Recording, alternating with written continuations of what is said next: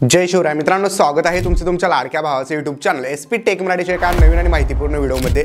खूप साऱ्या प्रमाणात मित्रांनो कमेंट येतात की कॉपीराइट क्लेम आम्हाला येतो व्हिडिओवरती, तर तो कॉपीराइट क्लेम कशामुळे येतो, कॉपीराइट क्लेम आलाय आमच्या चॅनलवरती काय परिणाम होईल का त्याचा। तर मित्रांनो याच प्रॉब्लेमवरती आजचा मी तुम्हाला व्हिडिओ बनवून सांगणार आहे।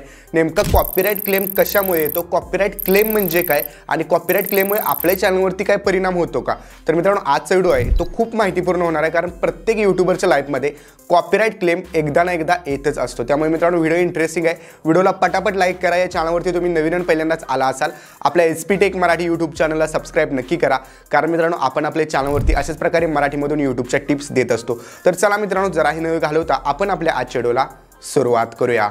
मित्रांनो आधी आपण जाणून घेऊया कॉपीराइट क्लेम नेमका येतो कशामुळे। आता कॉपीराइट क्लेम यामुळे येतो की तुम्ही ठराविक गोष्टी कुठल्या असतील त्या तुम्ही तुमच्या व्हिडिओमध्ये जर यूज केल्या असतील, तर ती जर एखाद्या कंपनीने आधीच त्याचा क्लेम केला असेल तर ते मित्रांनो तुमच्यावरती कॉपीराइट क्लेम टाकू शकतात।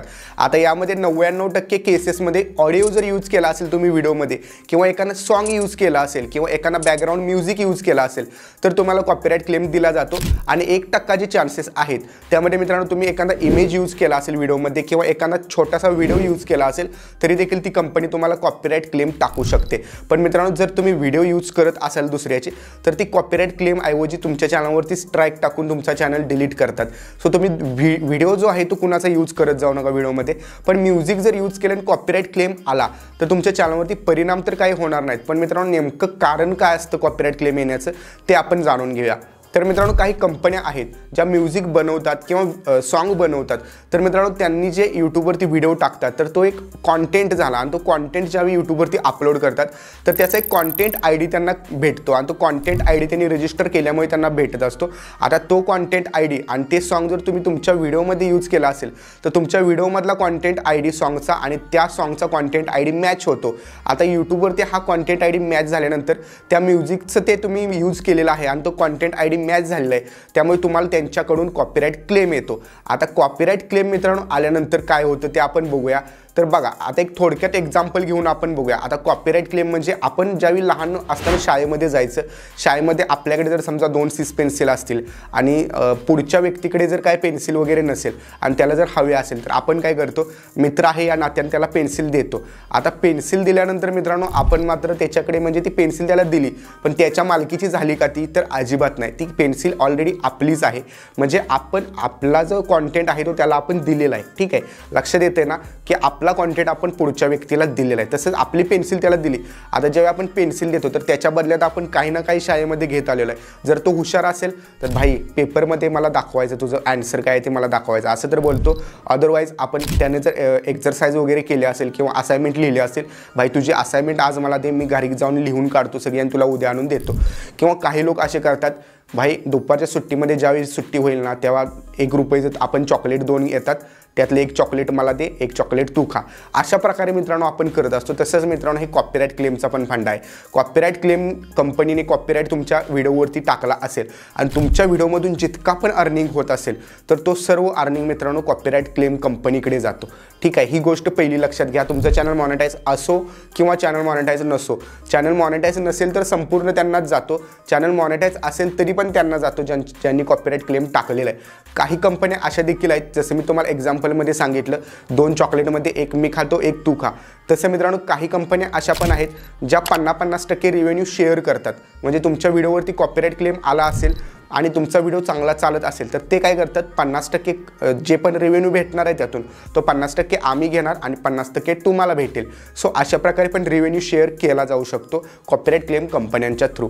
तर मित्रांनो अशा प्रकारे कॉपीराइट क्लेम येत असतो, आणि कॉपीराइट क्लेममुळे चॅनलवरती तर काही परिणाम होत नाही।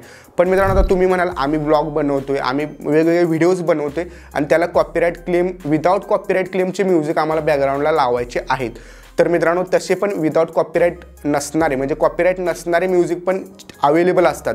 आता ते डाउनलोड कुठून करायचे, घ्यायचे कसे, किंवा ते कशा प्रकारे यूज केले जातात त्यावरती मी कंप्लीट डेडिकेटेड व्हिडिओ बनवलेला आहे। डिस्क्रिप्शनमध्ये मी लिंक देईल त्या व्हिडिओची, तर तो व्हिडिओ एक वेळेस तुम्ही नक्की बघा।